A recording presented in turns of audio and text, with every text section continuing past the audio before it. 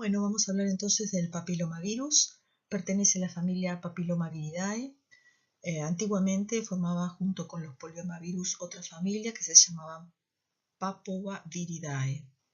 Pa de papiloma, po de polioma. Pero en la actualidad se la ha separado dentro de una única familia, la familia Papillomaviridae. El HPV se lo conoce desde el año 1949 cuando se lo visualizó en las verrugas humanas. Luego se estudió su genoma, se descubrieron los diferentes genotipos. El doctor Surhausen fue el primero que correlacionó al HPV con el cáncer cervical. Le dieron el premio Nobel en el año 2008. Ya en el año 2006 aparecieron las primeras vacunas contra el HPV que se aplican hasta la actualidad. Aparecieron otras alternativas y numerosos métodos de diagnóstico para poder prevenir el cáncer cervical. Bueno, esta va a ser la agenda de nuestra clase, sobre todos los aspectos que vamos a hablar sobre el papilomavirus, aspectos generales, virológicos y de su taxonomía y ciclo de replicación, las formas clínicas de infección, su relación con el cáncer y las oncoproteínas del HPV, y básicamente el diagnóstico, los distintos métodos con los que contamos hoy en día, su comparación entre sí y la parte de profilaxis en cuanto a los algoritmos de tamizaje de cáncer en la mujer y vacunas. Las características generales de esta familia, los miembros de esta familia son virus pequeños, desnudos, con una nucleocápside icosaédrica. El ácido nucleico es un DNA de doble cadena circular y presentan tropismo entonces por células epiteliales y escamosas de piel y mucosas. Su sitio de replicación es en el núcleo y característicamente no pueden ser aislados como otros virus en cultivos de células. Y ahora cuando veamos cómo replican estos virus entenderemos por qué no podemos propagarlo en cultivos celulares. Este es el genoma del HPV, es un genoma circular cerrado, comprende 8 marcos de lectura abiertos y 3 regiones. Una región no codificadora que regula la expresión de todos los demás genes y la replicación del DNA. La región temprana, que comprende el gen E2, que regula la transcripción, E1 y E2, la replicación del DNA, E4, la infectividad, y E5, E6 y E7, la proliferación celular y las etapas tardías del ciclo. Todas las E6 y E7 son los responsables de que los distintos estratos de la piel proliferen. En la etapa tardía se producen dos proteínas importantes que son las proteínas de la cápside, L1 y L2. Los virus papiloma se clasifican de acuerdo a la homología de sus ADNs. No hay serología o cultivos para poder clasificarlos. Se basa la homología con respecto a las 261 pares de base del gen de la L1 de la cápside, la proteína de la cápside. Hay 5 géneros que se los denomina con las letras griegas, alfa, beta, gamma, mu y nu. Luego de ellos hay especies que son la letra griega más el número, y dentro de estas especies tenemos los genotipos. Los genotipos, un genotipo del otro difieren un 10%. Hay 205 genotipos descriptos y se los identifica con números.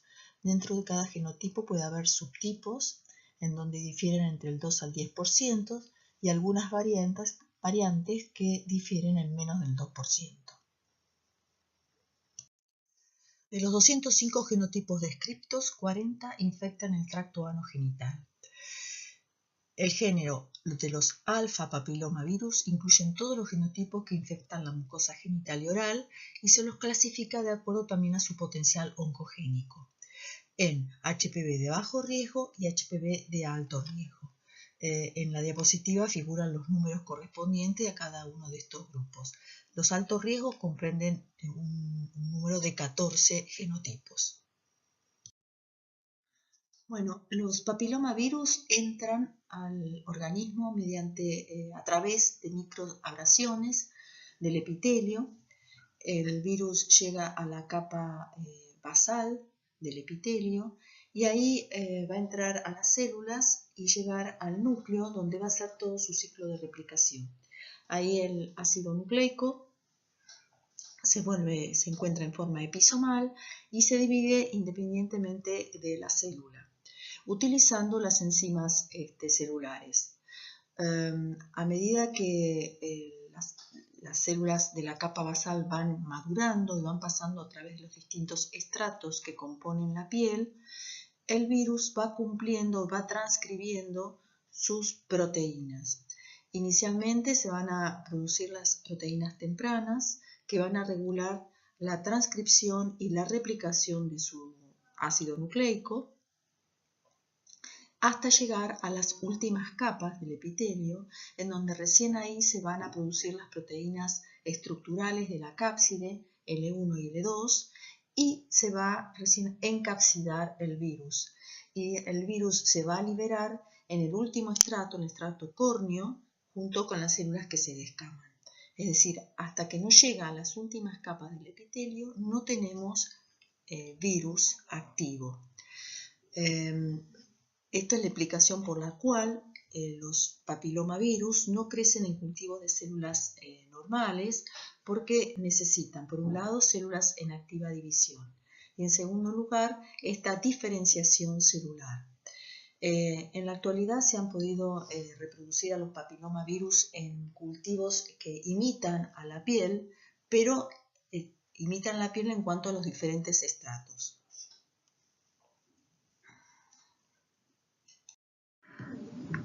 Acá entonces está el esquema de una infección productiva en A y B de una infección no productiva. Como ya les dije, entonces en una productiva se van expresando los distintos genes del genoma viral hasta completar el ciclo.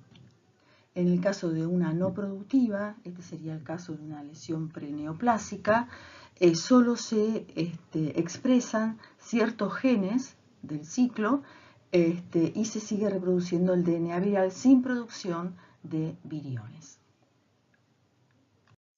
En este cuadro presento todos los cuadros clínicos asociados a la infección por papilomavirus en diferentes localizaciones. En la piel, el cuadro más frecuente es el desarrollo de verrugas, que muchas veces se da en niños, las verrugas plantares, las verrugas en la mano, que tienen una evolución benigna y que pueden regresar también espontáneamente. En negrita están los genotipos más frecuentes. Después hay otras dolencias que pueden ocurrir en la piel, como la epidermodisplasia verruciforme, que en lugares donde están en contacto con el sol pueden desarrollar un cáncer escamoso con el tiempo. Estos genotipos 5 y 8 son los más frecuentes productores de este tipo de patología. En el tracto anogenital, especialmente en el tracto genital, donde las infecciones son muy frecuentes, ocurren básicamente en la zona de transformación del cuello uterino, donde hay una unión de los dos epitelios, del ectocervix y de la endocervix. Es una zona de activa división celular y es el blanco del virus. Allí se pueden dar lesiones benignas, como los condilomas acuminados, que son producto de los genotipos 6 y 11, pero también lesiones precancerosas, algunas de bajo grado y también de alto grado. Esta es la evolución, o sea, ya se ve en el tejido alteraciones en las células, en la maduración y diferenciación celular. Y fíjense que los genotipos que lo pueden producir son tanto genotipos, en el caso de las lesiones intraepiteliales de bajo grado, genotipos de bajo riesgo como el 6 y el 11, pero también los otros también de alto riesgo. Estas lesiones intraepiteliales también pueden regresar espontáneamente o pueden evolucionar hacia lesiones intraepiteliales de alto grado, especialmente en el caso de que los genotipos que estén infectando sean los de alto riesgo. Y estos, si siguen evolucionando, pueden llegar a producir un carcinoma escamoso o un adenocarcinoma. En el caso de la laringe, producen el papiloma de la laringe, que tiene una evolución benigna. También tenemos acá los genotipos 6 y 11, aunque también están los 16 y 18. En el caso de la amígdala también puede producirse lesiones y pueden evolucionar hacia un carcinoma escamoso, los genotipos 16 y 33, y en la cavidad oral se pueden producir lesiones benignas, pero también pueden desarrollar un carcinoma escamoso con también genotipos de alto riesgo. Bueno, esta es la patogénesis, cómo se va produciendo la verruga o el condiloma, una manifestación clínica benigna de la replicación del virus papiloma en la piel.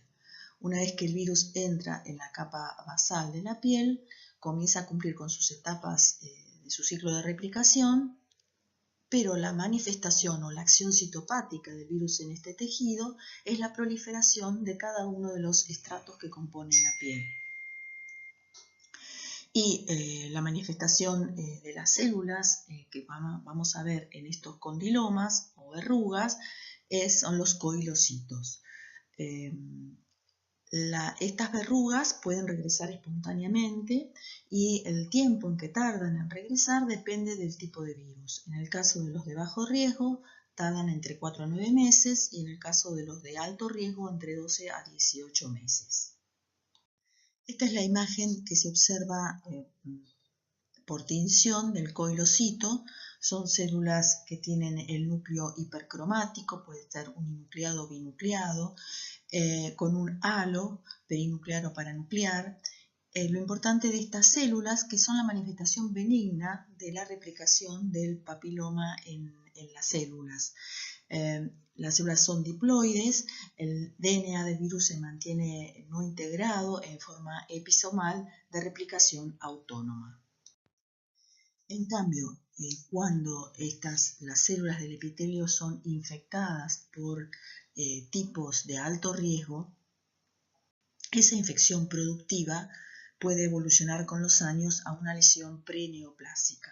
En esas lesiones preneoplásicas, tanto de bajo riesgo como de alto riesgo, ya hay una disminución de los coilocitos. En las de alto riesgo y ya en el carcinoma, los coilocitos son prácticamente nulos. Hay una desorganización de la arquitectura tisular, el ADN deja de ser diploide, volviéndose aneuploide o poliploide, hay mitosis anormales, y el ADN, en este caso del virus, deja de ser autónomo para estar integrado en el genoma celular. Y si uno puede detectar las proteínas E6 y E7. Bueno, el cáncer cervical es la segunda causa de frecuencia de malignidad en mujeres de todo el mundo, siendo los genotipos de alto riesgo 16 y 18 los responsables del 70% de todos los cánceres cervicales, siendo el 16 el más frecuente y causa más de la mitad de cánceres vaginales, vulvares y de pene. Y le siguen importancia los otros genotipos que hablamos de alto riesgo. Pero lo que hay que tener en cuenta que esté el genotipo de alto riesgo no significa que va derecho a cáncer. Acuérdense que esto es un proceso muy largo que dura años y que estos genotipos, aún los de alto riesgo, pueden regresar espontáneamente. Para llegar a la condición de lesiones primero de bajo riesgo, después de alto riesgo y llegar hasta cáncer, se requiere además una serie de cofactores para que se pase a cáncer. Bueno, el cáncer cervical es la segunda causa en frecuencia de malignidad en mujeres de todo el mundo, siendo los genotipos 16 y 18 los responsables del 70% de estos cánceres y especialmente el genotipo 16 es el más frecuente y causa más de la mitad del cáncer vaginal, vulvar y de pene. Le siguen importancia los otros genotipos de alto riesgo que ya habíamos hablado. Hay que tener en cuenta que para que se llegue al cáncer no solo es necesario que haya un genotipo, un HPV de alto riesgo, sino también otros cofactores que acompañan este desarrollo desde lesiones benignas a lesiones malignas. Entonces, ¿cuáles son otros factores que son necesarios para que se pase de una lesión benigna a lesión maligna. Entonces, por un lado es la carga viral, la persistencia de la infección por múltiples tipos, coinfección con otros agentes de transmisión sexual como pueden ser el herpes o las clamidias. Hay una cierta susceptibilidad genética, el estado inmune del huésped y hay exposición a diferentes carcinógenos físicos, como pueden ser radiaciones, como puede ser el sol, o químicos, por ejemplo, el tabaquismo. Como resumen de una lesión benigna y una lesión maligna, las características, bueno, con respecto al ADN celular, en el caso de la benigna es diploide, en una lesión maligna deja de ser diploide para ser polianeuploide. El ADN viral es episomal en una benigna y está integrado en una maligna. Los coilocitos están presentes en una benigna y en la maligna son pocos o nulos. La infección es productiva en una lesión benigna, o sea que es transmisible. En cambio, en una lesión maligna no hay producción de virus, por lo tanto no es transmisible. Y el antígeno viral, si quisiéramos detectarlo, podemos detectarlo en una benigna, en las últimas capas del epitelio, y es totalmente ausente en una maligna. En esta diapositiva podemos ver la relación entre la infección cervical, las lesiones cancerosas y la edad. ¿Y cuál es la edad en donde se hace necesario el tamizaje de estos genotipos, de los genotipos de alto riesgo por HPV? Fíjense que el cervix normal puede estar infectado por el papiloma. Esto va a pasar semanas a meses a desarrollar lesiones. Esto puede regresar espontáneamente.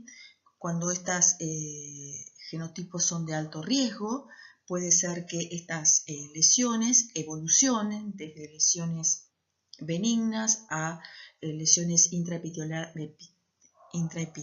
de bajo grado, de alto grado, o sea, lesiones precancerosas, hasta llegar al cáncer. Fíjense que esto tarda años y la mayoría de las infecciones ocurren en la edad joven, que tanto las de tipo de bajo riesgo como de alto riesgo, la mayoría de ellas regresan espontáneamente sin ningún tipo de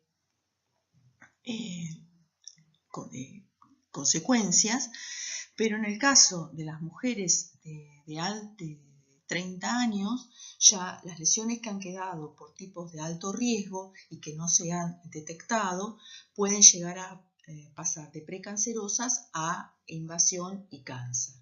Entonces, las mujeres de mayores de 30 años pueden desarrollar una infección persistente con tipos de alto riesgo y presentar lesiones precancerosas y tienen 100 veces más riesgo de cáncer en los próximos 5 años que las no infectadas. Es así que entonces la infección por el virus papilomas se ha realizado desde diferentes enfoques. Se puede enfocar desde el nivel por colposcopía, por citología, por histología, y finalmente para detección del virus directamente y su tipificación. La colposcopía estudia directamente al paciente, es un método rápido y accesible y observa lesiones clínicas y subclínicas como compatibles con infección viral. La citología, que es el clásico PAP, son extendidos celulares, es rápida y accesible y lo que permite es detectar los coilocitos, o sea, lesiones compatibles, más bien, que están indicando la replicación activa del papiloma. Cuando ya de la colposcopía se observan lesiones clínicas compatibles con papilomas, es decir, se toman biopsias, vamos a hacer la histología y ahí podemos ver el efecto citopático del virus y detectar ya lesiones preneoplásicas de bajo y alto riesgo.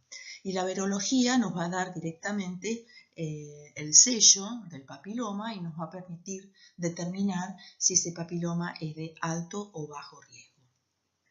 ¿Cuál va a ser el aporte del diagnóstico virológico a este tipo de lesiones? Bueno, es muy útil para la clasificación de muestras que no pueden estar correctamente evaluadas por citología. También tiene un valor pronóstico en lesiones intraepiteliales cervicales de alto y bajo riesgo. Sirve también para el seguimiento post-tratamiento del cáncer cervical o una vez que se hayan eliminado lesiones por distintos métodos preneoplásicas o tanto de bajo como de alto riesgo. Y además, en la actualidad se está utilizando para el tamizaje primario del cáncer cervical para mujeres mayores de 30 años. Estos son los métodos de diagnóstico con los cuales se comenzó el estudio del HPV. Se comenzó con la microscopía electrónica, así fue como fue la primera vez que los vieron y lo relacionaron con las verrugas. Ya esto no se utiliza. Después están las técnicas de inmunistoquímica que se hacen en extendidos celulares y en cortes y se los tiñen con anticuerpos monoclonales, pero tampoco en la actualidad prácticamente no es utilizada. Por estas técnicas solo se podía detectar una infección productiva, porque lo que buscaba eran las proteínas del virus y no tipificaba. La restricción enzimática ya lo que hacía era detectar patrones del ADN extraído de células o cortes frescos con enzimas de restricción y se podía llegar a detectar el virus, pero era poco sensible. Estos son los métodos de diagnóstico que se utilizan en la actualidad. Básicamente de estudios de los ácidos nucleicos del HPV.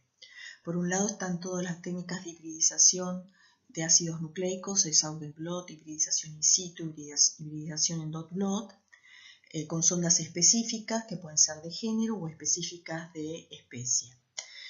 Por otro lado están las técnicas que amplifican la señal, de detección del ácido nucleico, que es la captura de híbridos y el CERVISTA de HPV, o las técnicas de amplificación de ácidos nucleicos con los distintos formatos de PCR seguida de RFLP, la PCR en tiempo real, la detección de productos de PCR por secuenciación, por microarrays, y bueno, hay otras técnicas que se utilizan, que están algunas aprobadas por la FDA, pero son todas técnicas que primero amplifican ácido nucleico y después lo detectan. En esta diapo les estoy mostrando los ensayos que están aprobados por la FDA, ensayos moleculares para poder hacer diagnóstico de HPV. En cada uno de ellos hay determinadas especificidades para qué lo pueden utilizar, aprobados por la FDA. Están en los ensayos que basan en amplificar la señal, como el de captura de híbridos, y el Invader en dos formatos. Después técnicas de amplificación de ácidos nucleicos de DNA, como el COVAS 4800 de Roche, el test de Abbott, también de Real Time, y después otros que no detectan DNA, detectan RNA mensajero de los dos oncogenes E6 y E7, la marca Aptima, y que algunos están para todos los de alto riesgo y hay otros que están específicamente para el 16 y el 18. Vamos a ver en las próximas diapositivas las especificaciones de cada uno de ellos. La hibridización in situ significa detectar el ácido nucleico del virus en cortes histológicos o en células fijadas. Se pueden utilizar sondas marcadas radiactivamente o no. Es una técnica rápida y sensible, pero tiene una sensibilidad que requiere de 10 a 100 copias de DNA viral para que pueda detectarse. Permite evaluar en forma conjunta la arquitectura del tejido o la morfología de las células con la detección del virus. Permite además genotipificar cuando se utilizan sondas específicas de especie. La captura de híbridos fue una de las primeras técnicas aprobadas por la FDA para hacer diagnóstico y también para tamizaje de los genotipos de HPV de alto riesgo y de bajo riesgo. Se utilizan muestras cérvico-vaginales, se toman hisopados, es una hibridización en fase líquida con sondas de RNA, fabricadas a RNA, dirigidas a tipos de alto riesgo y bajo riesgo. Hay diferentes formatos, en tubo o en placa. Ya les dije que está aprobado por la FDA y lo que hace es separar los de alto riesgo de los de bajo riesgo, pero no genotipifica, no dice qué tipo viral es.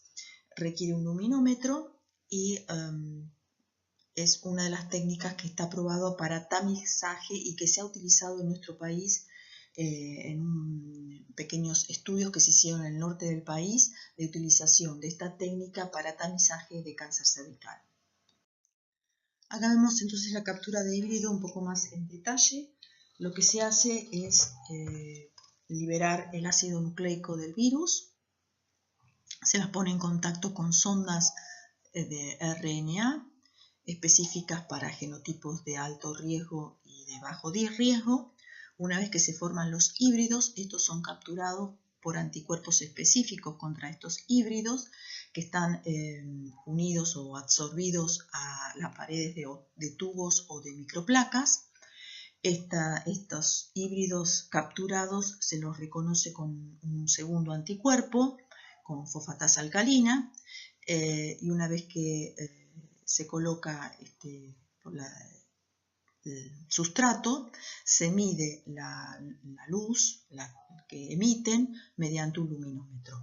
Detecta 13 genotipos de alto riesgo y algunos de bajo riesgo. No tipifica, no indica qué genotipo es. Esta es otra técnica de amplificación de señal, es Servista, utiliza la química de amplificación Invader, es específica para 14 tipos de HPV de alto riesgo en una versión y hay otra versión que es solo para los genotipos 16 y 18. Son dos reacciones citotérmicas que se realizan simultáneas con oligonucleótidos, uno específico para la sección blanco y otra parcialmente homólogo. Cuando los dos oligos coinciden, hay una enzima que cliva y deja en libertad una sonda que va a ser la que se va a detectar mediante una sonda FRET que emite fluorescencia. Tiene una sensibilidad analítica de 1250 a 7500 copias por reacción y esta variación depende del genotipo. Con respecto a la amplificación de ácidos nucleicos, se puede realizar ya sea con muestras cervicovaginales, tejidos frescos o fijados. Primero hay que extraer el ácido nucleico y se han utilizado primers para de distinto tipo.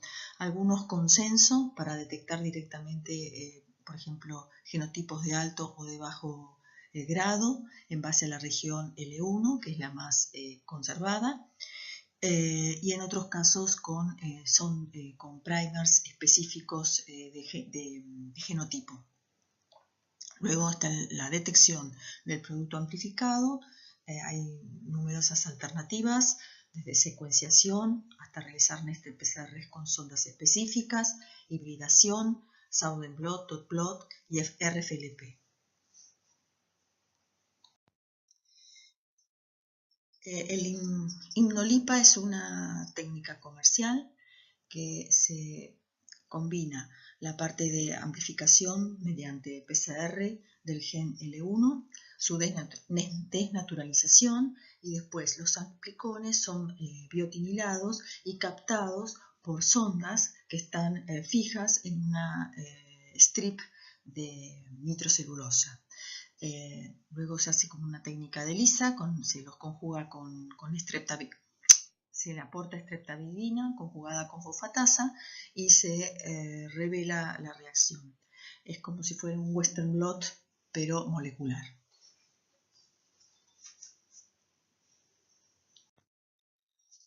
Estas son PCRs en tiempo real, comerciales, aprobadas por la FDA. Una es la de COVAS 4800 de HPV de Roche. Detecta por un lado 12 tipos de alto riesgo y en forma individual el 16 y el 18. Fue aprobada en la FDA para tamizaje de HPV en 2011. Tiene un control interno de beta-globina, está automatizado y tiene una sensibilidad de 150 a 2400 copias por reacción. Esto también depende del genotipo. Y de 600 copias por reacción para el caso de las HPV 16 y 18. Por otro lado, también tenemos una PCR en tiempo real de la marca Abbott, que detecta prácticamente lo mismo, 12 genotipos de alto riesgo y el 16 y el 18 por separado. También tiene un control interno de beta-globina. Declara una sensibilidad analítica de 500 a 5000 copias por reacción, también dependiendo del genotipo. Y 500 copias por reacción en el caso del genotipo 16-18. Estas otras dos PCRs en tiempo real también comerciales, una es de Becton Dickinson y otra de Cepheid, son también PCRs en tiempo real, que codifican en este caso para los genes E6 y E7, ya no es la L1 como en los casos anteriores. Proporcionan, en el caso de Becton Dickinson, para 6 tipos de HPV, 16, 18, 31, 45, 51 y 52, al igual que la detección de 14 tipos de alto riesgo. Tiene control interno y está automatizada. Tiene la aprobación del mercado común europeo para su uso comercial en Europa.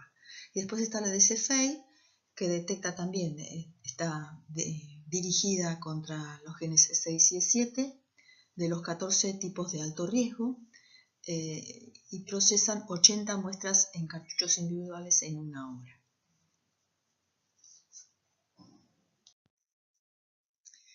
Y este es otro ensayo totalmente distinto en cuanto a lo que se amplifica. Es el RNA mensajero dirigido contra los dos oncogenes E6 y E7.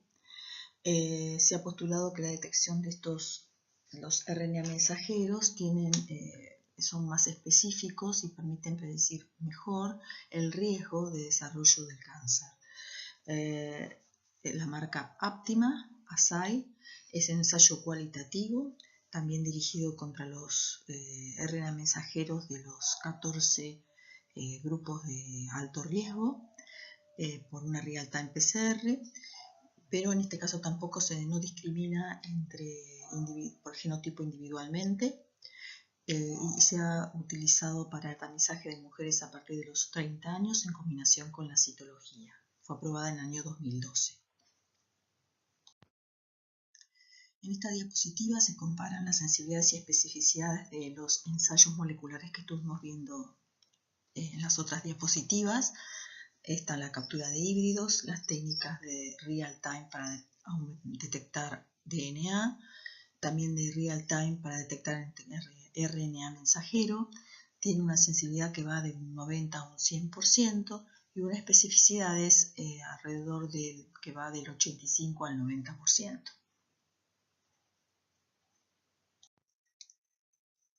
La citología o PAP se ha reportado con una sensibilidad aproximada del 60% y una elevada subjetividad para este método. Justifica entonces un control estricto de su calidad. Esta sensibilidad va en aumento de acuerdo a la edad de la mujer. Cuanto más alta es la edad, mejora la sensibilidad. ¿Sí? Es del 79% en los mayores de 50 y del 55% en la edad media de 35 a 49 y más o menos un 50% para las que están por debajo de 35 años. En cambio, las técnicas moleculares tienen una alta sensibilidad mayor al 90%, no varía con la edad y los resultados son más homogéneos, son menos subjetivos. Pero en cuanto a la especificidad, si bien ambas técnicas incrementan la especificidad con la edad, se ve más en el caso de las técnicas de biología molecular. Y esto es porque dada su extrema sensibilidad en personas jóvenes, en donde es muy frecuente la infección por HPV y que también la infección sea transitoria, disminuye mucho, provoca esta disminución de especificidad.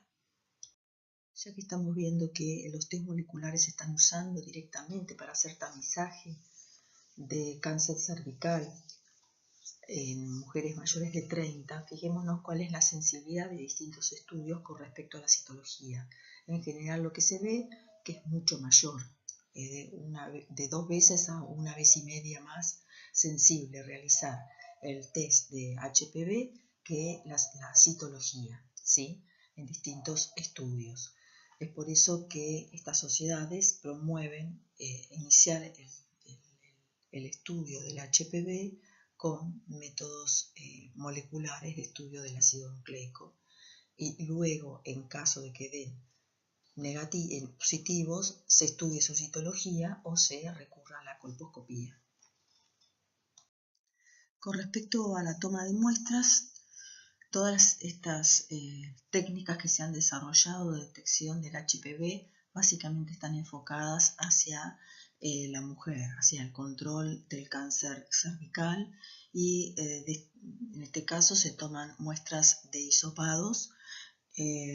La FDA aprobó el uso de medios y forma de toma de muestra para todos estos ensayos, el mismo medio y el mismo tipo de hisopado que se utiliza para el estudio citológico.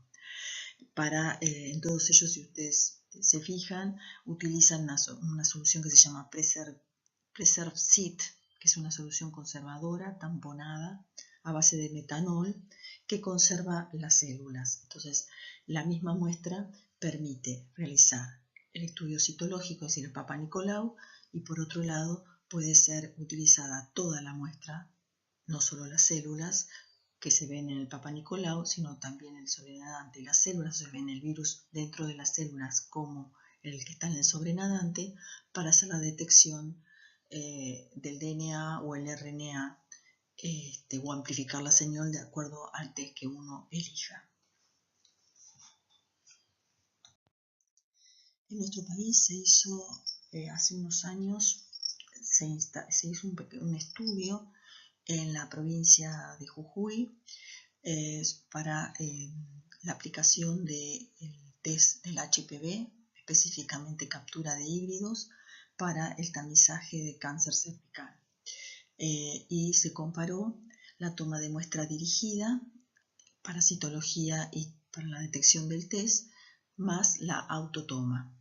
Y se pudo verificar en este estudio que la autotoma permitía duplicar la detección de HPV, duplicaba la detección de HPV por el método molecular que con respecto a la citología, y que la toma de muestra era una buena alternativa para aumentar el número de personas que ingresaban al tamizaje, aunque en cuanto a la sensibilidad era un poco más sensible la toma dirigida que la autotoma.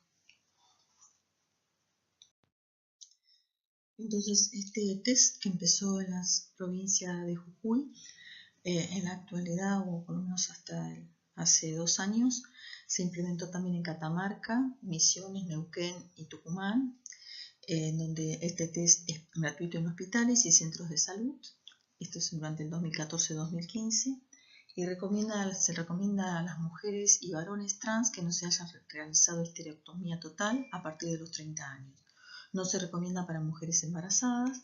Las mujeres embarazadas se pueden realizar el PAP si fuera necesario. ¿Cuál es la muestra que toman? Toman la muestra doble de PAP y test de HPV.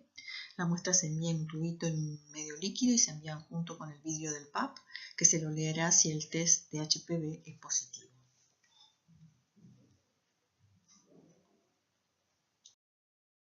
Este es el algoritmo que propone de tamizaje el Ministerio de la Nación para el tamizaje de mujeres de más de 30 años para la detección de HPV y su seguimiento. Con respecto a la citología, se toma una muestra, una para PAP y otra para el ensayo de HPV. Si el ensayo de HPV da negativo, este se repite a los 5 años. Si da positivo, se lee la citología de la muestra que se tomó, Si esa citología es negativa, se vuelve a repetir a los 18 meses el test del HPV. Si la citología es anormal o muestra algo de acuerdo al tipo de citología que se observe, se procede a realizar colposcopía. En casi todos los casos se hace la colposcopía, el estudio de la biopsia y se actúa en relación a esto. Es decir, que se propone para el tamizaje inicialmente hacer un test molecular de HPV. En el caso del ministerio, el que está utilizando es la captura de híbridos, pero en muchos otros países se utilizan otros métodos, pero por biología molecular, como un test inicial para empezar a estudiar a las mujeres mayores de 30 años.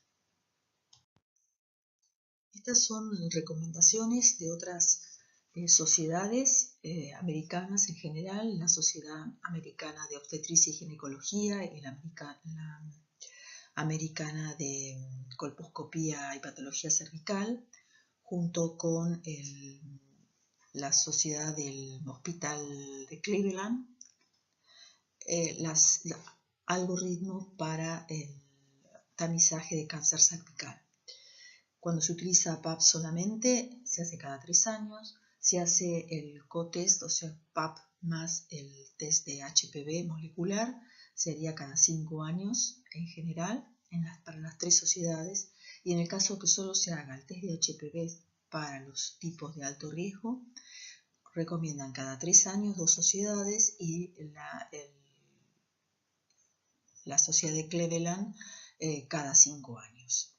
Y la edad de comienzo variaría en el caso de las 2 primeras sociedades mayores de 25 y en las últimas a partir de los 30 años hasta los 65.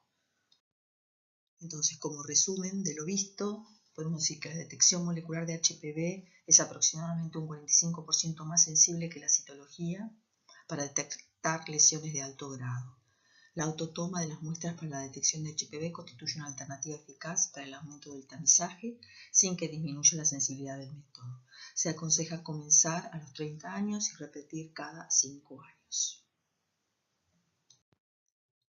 Bueno, el HPV en el hombre entonces es importante detectarlo porque es la fuente de infección de las mujeres, es un reservorio del virus.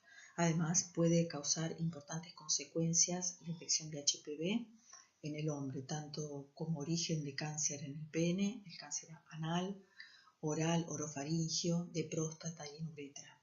Dentro de los más estudiados son los cánceres de pene, laringe, cabello y cuello. El método de elección para su diagnóstico en el hombre, nuevamente, son las técnicas de amplificación de ácidos nucleicos y sus diferentes variaciones. En cuanto a la toma de muestra, se ha visto que la muestra va a depender obviamente del lugar donde estén las lesiones, o a veces si es para estudiarlo porque la pareja ya le detectan papiloma y se va a estudiar, la muestra ideal son hisopados, ¿sí? Estos hisopados pueden hacer en el glande, corona, surco coronal, prepucio, el eje del pene, la uretra, escroto y ano. Fíjense que acá en la diapositiva se fija cuál es el rendimiento de la detección de HPV de acuerdo a la zona o la muestra que se toma. Cuanto menor detección es en la zona de semen y del semen y la uretra.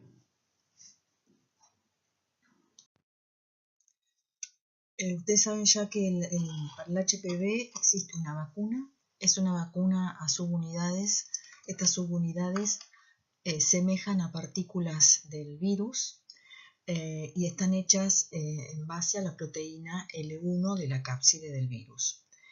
En realidad hay 3 versiones de la vacuna. Acá están las 2 primeras, fueron la Cervarix, que se realizó la producción de la L1 en un sistema de baculovirus en células de insecto, que incluye a los genotipos de alto riesgo 16 y 18, y la Gardasil comprende 4 genotipos, 2 de bajo riesgo, la 6 y el 11, y 2 de alto, la 16 y la 18. y está desarrollada en levaduras. Ambas vacunas fueron aprobadas con una alta eficiencia, producen anticuerpos neutralizantes. Esos anticuerpos neutralizantes y el nivel de anticuerpos son mucho más potentes que los anticuerpos que deja la infección natural. Se han hecho ensayos en cuanto a la eficacia de prevención de infección persistente, tiene una eficacia del 90 al 100%, y de la producción de SIN1 y SIN2, o sea, lesiones intraepiteliales en cervix de tipo 1 y tipo 2, en 100% de mujeres naïf.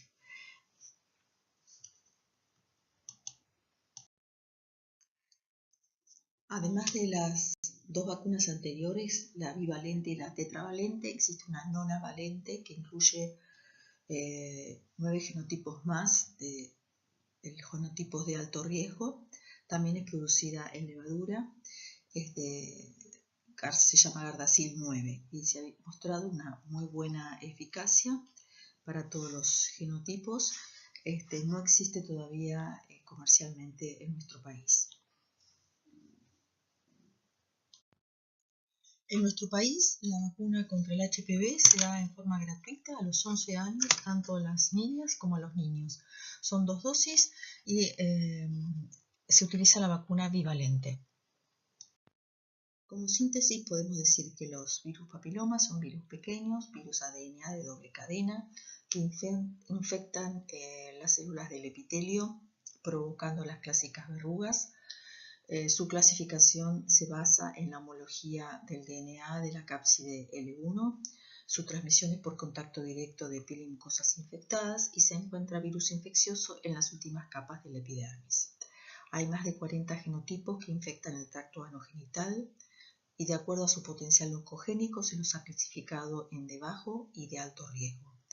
De alto riesgo son 14 genotipos, los que son productores de lesiones preneoplásicas y neoplásicas, los principales, y los que son responsables del 70% del cáncer cervical son el 16 y el 18.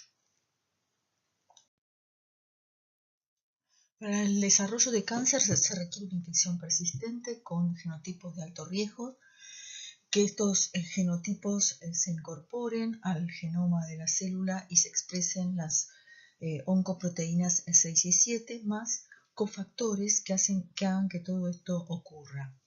El diagnóstico virológico se basa en la detección del virus directamente por métodos moleculares, ya sea mediante la detección del DNA o el RNA mensajero de las proteínas E6 y E7.